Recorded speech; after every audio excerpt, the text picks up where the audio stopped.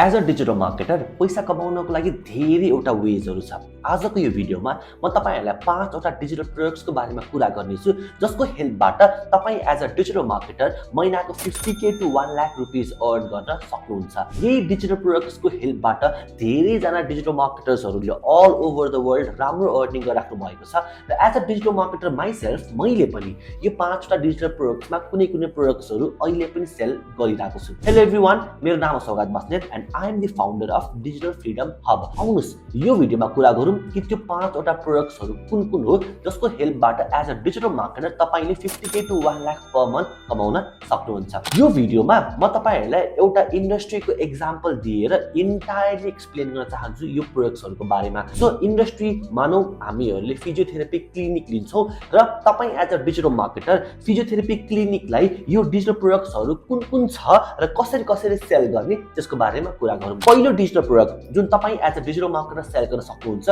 त्यो हो ई-बुक वा गाइड। फर एक्जाम्पल तपाई as a digital marketer physiotherapy क्लिनिक्सहरूलाई चाहिँ हेल्प गर्नुहुन्छ अरे तपाईले फिजियोथेरापी क्लिनिकहरूको लागि चाहिँ क्लाइन्टहरू इन्क्रिज गरिदिनुहुन्छ मन्थली वेमा। तपाईले चाहिँ उनीहरूको सोशल मिडिया प्रेजेन्सहरू चाहिँ इन्क्रिज गर्नुहुन्छ, तपाईले लिडहरू जेनेरेट गर्नुहुन्छ एन्ड सो अन।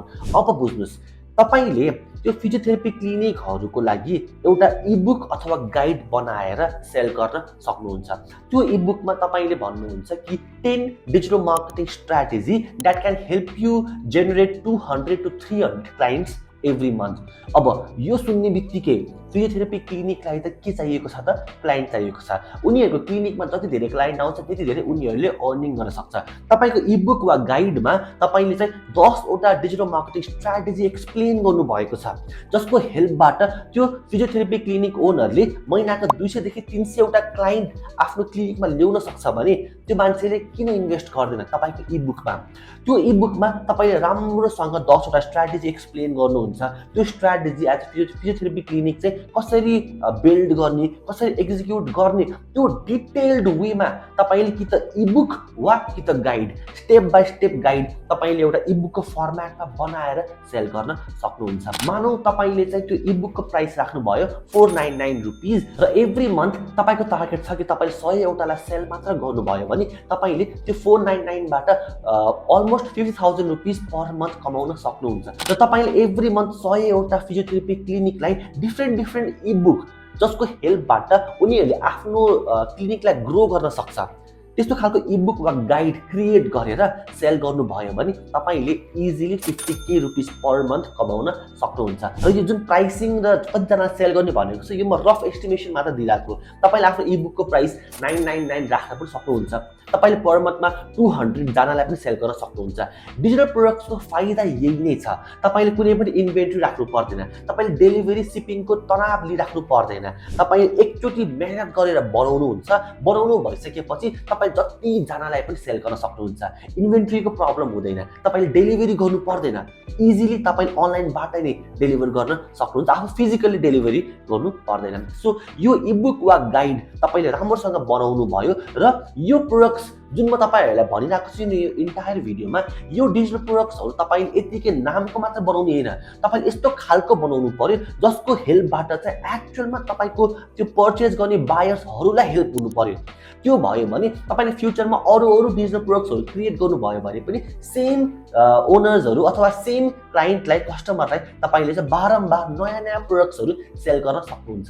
र त्यो सेल गर्नको लागि तपाईको प्रोडक्टले उनीहरूलाई एक्चुअलमा हेल्प पनि गर्नुपर्ने हुन्छ। So this is the first digital product e-book वा गाइड जुन तपाईले सेल गरेर महिनाको 50k टु 1 लाख रुपीज कमाउन सक्नुहुन्छ। Second digital product is online course. Online कोर्सको म एकदम नै ह्युज फ्यान हो किनभने 2020 मा जब सबैजना कोभिड लकडाउनको शिकार भएर बस्नु परेको थियो त्यो बेलामा मैले के गरे भन्दाखेरि एउटा कोर्स बनाए। त्यो कोर्सको नाम थियो Facebook ads and marketing course. त्यो कोर्सको प्राइस थियो 999 4.5 आवर्सको कोर्स थियो र लकडाउनको बेलामा मैले त्यो 999 रुपीजको कोर्सलाई एक महिना भित्रमा 700 प्लस पिपललाई सेल गरेर 7 लाख रुपिस जेनेरेट गरेको छु, त्यो पनि 1 महिनाभित्रमा।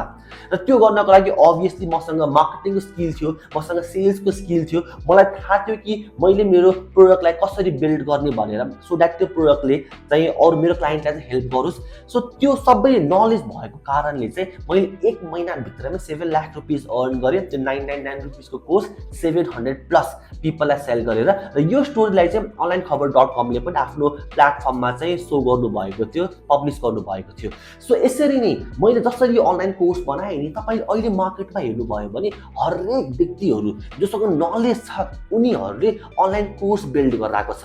र यसरी नै तपाईँले पनि as a digital marketer physiotherapy clinic ओनरहरूको लागि, उनीहरूको बिजनेस ग्रो गर्नको लागि, मानौ एउटा सिम्पल इक्जाम्पल चाहिँ तपाईँले उनीहरूको क्लिनिकमा चाहिँ every month 500 to 1000 lead, high quality lead generate गर्नको लागि एउटा अनलाइन कोर्स बनाउनु भयो अरे। त्यो अनलाइन कोर्समा तपाईँले त्यो फिजियोथेरापी क्लिनिक ओनरलाई चाहिँ राम्रोसँग सिकाउनु भएको छ कि तपाईँ एज अ ओनर आफ्नो क्लिनिकको लागि चाहिँ हाई क्वालिटी लिड कसरी जेनेरेट गर्ने त, सो द्याट त्यो लिडलाई पछि गएर चाहिँ त्यो क्लिनिक ओनरहरूले चाहिँ कस्टमरमा कन्भर्ट पनि गर्न सकोस्। यस्तो खालको अनलाइन कोर्स बिल्ड गर्नुहोस् जसले फिजियोथेरापी क्लिनिक ओनरलाई चाहिँ एभ्री मन्थ लिड जेनेरेट गर्न हेल्प गरोस्। यदि उनीहरूले लिड जेनेरेट गरे भने उनीहरूले त्यो लिडलाई एज अ कस्टमरमा कन्भर्ट पनि गर्छ। यसरी नै तपाईँले चाहिँ एउटा अनलाइन कोर्स बनाउनु भयो। त्यो अनलाइन कोर्सको प्राइस राख्नु भयो ₹999 र तपाईँले महिनामा 100 जनालाई मात्र पनि सेल गर्नुभयो भने तपाईँले कमाउनुहुन्छ 1 lakh rupees within a month. र यसरी नै तपाईँले फिजियोथेरापी क्लिनिक ओनरलाई मात्रै पनि तपाईँले सेल गर्नुपर्छ भन्ने छैन। तपाईँले त्यो एउटा कुनै कोर्स बनाएर तपाईँले अरू इन्डस्ट्रीलाई पनि सेल गर्न सक्नुहुन्छ, जस्तै कन्स्ट्रक्सन कम्पनी, स्कुल वा कलेजलाई अथवा एजुकेसनल कन्सल्टेन्सीहरूलाई, जसलाई एक्चुअलमा त्यो लिड जेनेरेसनको हेल्प चाहिरहेको छ। तपाईँको त्यो अनलाइन कोर्सले यदि उनीहरूलाई एक्चुअलमा लिड जेनेरेट कसरी गर्ने त्यो सिकाउँछ भने उनीहरूले ₹999 इन्भेस्ट गर्नलाई धेरै सोचिराख्नु पर्दैन, इजिली गर्छन् उनीहरूले। र तपाईँले पनि इजिली एउटा राम्रो अमाउन्ट अर्न गर्न सक्नुहुन्छ यो अनलाइन कोर्सको हेल्पबाट। अहिलेको टाइममा नेपाल मात्र नभएर अल ओभर द वर्ल्ड मान्छेहरू मिलियनियर्स भइरहेको छ कोर्सेस र प्रोग्रामको हेल्पबाट। सो यो सेकेन्ड डिजिटल प्रोडक्ट जुन अनलाइन कोर्स हो, यसले पनि तपाईँलाई पर month 50K to 1 lakh rupees earn गर्न एकदम नै हेल्प गर्न सक्छ। Third digital product is workshop, boot camp वा वेबिनार। तपाईँहरूले आफ्नो जुन क्लाइन्ट छ फिजियोथेरापी क्लिनिक ओनरहरू, उनीहरूको लागि चाहिँ फर इक्जाम्पल लिड जेनेरेट गर्नको लागि एउटा 3 डेजको वर्कसप राख्न सक्नुहुन्छ। यो वर्कसप भनेको चाहिँ तपाईँले अनलाइन पनि गर्न सक्नुहुन्छ वा फिजिकल पनि गर्न सक्नुहुन्छ, अफलाइन पनि। र यो वर्कसपमा तपाईँले क्लिनिक त्यो फिजियोथेरापी क्लिनिक ओनर्सहरूलाई बोलाउनुहुन्छ, बोलाएर चाहिँ उनीहरूलाई लाइभ आफैले उनीहरूलाई स्टेप बाई स्टेप लिड जेनेरेसनको सिस्टम सेटअप गरिदिन हेल्प गर्नुहुन्छ। मानौ कि यो 3 डेजको वर्कसपमा 1 डे तपाईँले थ्योरी र फाउन्डेसन बुझाउनुहुन्छ र जुन 2 डेज छ नि त्यो 2 डेजमा उनीहरूलाई प्र्याक्टिकल्ली नै लिड जेनेरेसन कसरी गर्ने भनेर सिस्टम सेटअप गर्नमा हेल्प गर्नुहुन्छ। यो 3 डेजको वर्कसपमा उनीहरूले तपाईँको अनलाइन वा अफलाइन स्पेसमा आएर उनीहरूले आफ्नो बिजनेसको लागि लिड जेनेरेसन सिस्टम नै बिल्ड गर्छ। र यस्तो खालको वर्कसपको लागि तपाईँ अनलाइन गर्नुभएको छ भने चाहिँ फर इक्जाम्पल तपाईँले 499 रुपिस चार्ज गर्न सक्नुहुन्छ। तपाईँले अफलाइन गर्नुभएको छ भने चाहिँ 9999 चार्ज गर्न सक्नुहुन्छ, यानि कि 10,000 रुपिस। र यसरी नै धेरैजनाले वर्कसप अथवा बुट क्याम्प वा वेबिनार गरिराख्नु भएको छ। तपाईँले यो 4999 को वर्कसपलाई 25 जनालाई महिनामा सेल मात्र गर्नुभयो भने पनि तपाईँले 1,25,000 रुपिस अर्न गर्न सक्नुहुन्छ यो 3 डेजको वर्कसपले। र तपाईँलाई त यो मैले महिनाको भनिरहेको छु, महिनाको पनि होइन। तपाईँले मानौ कि हप्ताको 3 दिन वर्कसप गर्नुभयो, एउटा वर्कसप हप्ताको यो एउटा वर्कसपमा तपाईँले 25 जनालाई इनरोल गराउनु भयो भने सोच्नुहोस् तपाईँले 1,25,000 अर्न गर्नुहुन्छ विकली बेसिसमा। पर मन्थ तपाईँले चाहिँ 100 जनालाई इनरोल गराउनु भयो आफ्नो वर्कसपमा भने तपाईँले कमाउनुहुन्छ अलमोस्ट 5,25,000 रुपिस पर मन्थ। यस्तो खालको डिजिटल प्रोडक्ट्सहरूको धेरैले फाइदा उठाउनु भइरहेको छ र तपाईँले पनि फाइदा उठाउनुपर्छ as a digital marketer. By the way, तपाईँलाई डिजिटल मार्केटिङ सिक्न मन छ भने म तपाईँलाई इन्भाइट गर्न चाहन्छु मेरो अपकमिङ फ्री डिजिटल मार्केटिङ वर्कसपमा। यो वर्कसपमा म तपाईँलाई डिजिटल मार्केटिङको इन एन्ड आउट राम्रोसँग बुझाउनेछु। यो वर्कसप कम्प्लिटली फ्री हुनेछ र अटेन्ड गर्नको लागि digitalsaugat.com/live मा जानु होला र अपकमिङ वर्कसपको लागि रेजिस्टर गर्नु होला। अब फोर्थ डिजिटल प्रोडक्ट छ टेम्प्लेट। यस, त्यही फिजियोथेरापी क्लिनिक ओनरकै बारेमा हामीले कुरा गरौँ, किनभने इन्टायर भिडियोमा हामीले एउटा इन्डस्ट्रीको लागि मात्रै नै यो इक्जाम्पलहरू चाहिँ मैले दिन खोजिरहेको छु। सो फिजियोथेरापी क्लिनिक ओनरहरूले मानौ अनलाइनमा सोसियल मिडियामा जस्तै फेसबुक इन्स्टाग्राममा चाहिँ उनीहरूले ग्राफिक्सहरू अपलोड गर्नुपर्ने छ, ग्राफिक डिजाइनहरू तपाईँले के गर्न सक्नुहुन्छ भने चाहिँ तपाईँले फोटोसपको हेल्पबाट चाहिँ तपाईँले टेम्प्लेट्सहरू चाहिँ क्रिएट गरिदिन सक्नुहुन्छ। फर इक्जाम्पल तपाईँले सोसियल मिडिया टेम्प्लेट जसमा चाहिँ तपाईँले फिजियोथेरापी क्लिनिक ओनरहरूको लागि भनेर तपाईँले कस्टमाइज टेम्प्लेटहरू बनाउनु भएको छ, ग्राफिक डिजाइनहरू बनाउनु भएको छ। त्यो टेम्प्लेट तपाईँले त्यो फिजियोथेरापी क्लिनिक ओनरहरूलाई सेल गर्न सक्नुहुन्छ र त्यो क्लिनिक ओनरहरूले त्यो जुन तपाईँले टेम्प्लेट छ नि त्यो टेम्प्लेटलाई फोटोसपमा लगेर जस्ट लोगो, कलर र इमेजहरू मात्र चेन्ज गरेर उसले चाहिँ आफ्नो सोसियल मिडियामा हाल्न सक्छ। त्यस्तो खालको टेम्प्लेटहरू तपाईँले बिल्ड गर्नुभयो भने त्यो ओनर्सहरू जो छ नि, त्यो फिजियोथेरापी क्लिनिक ओनरहरू, त्यो क्लिनिक ओनरहरूलाई उनीहरूको टाइम सेभ हुन्छ। उनीहरूले सोसियल मिडियामा आफ्नो कन्टेन्ट अपलोड गर्नको लागि त्यो डिजाइनरलाई पे गरिराख्नु पर्दैन, उनीहरूले आफैले फोटोसप गरिराख्नु पर्दैन। तपाईँको त्यो जुन टेम्प्लेट छ त्यो टेम्प्लेटलाई उनीहरूले अलिकति मात्र कस्टमाइज गरेर आफ्नो सोसियल मिडिया प्रोफाइल्सहरूमा उनीहरूले हाल्न सक्छ। यो भयो सोसियल मिडियाको टेम्प्लेट्सहरू। यसरी नै तपाईँले इमेल मार्केटिङको टेम्प्लेटहरू पनि सेल गर्न सक्नुहुन्छ। फर इक्जाम्पल तपाईँले चाहिँ इमेल मार्केटिङको चाहिँ 5 वटा टेम्प्लेट क्रिएट गर्नुहुन्छ। त्यो टेम्प्लेटमा चाहिँ तपाईँले कसरी एउटा फिजियोथेरापी क्लिनिक ओनरले आफ्नो क्लाइन्टसम्म पुगेर उनीहरूलाई मार्केटिङ गर्ने त, उनीहरूलाई कसरी चाहिँ आफ्नो क्लिनिकको चाहिँ मेसेज दिने त, उनीहरूलाई कसरी भ्याल्यु प्रोभाइड गर्ने भनेर चाहिँ एउटा इमेल मार्केटिङको टेम्प्लेटहरू क्रिएट गर्न सक्नुहुन्छ।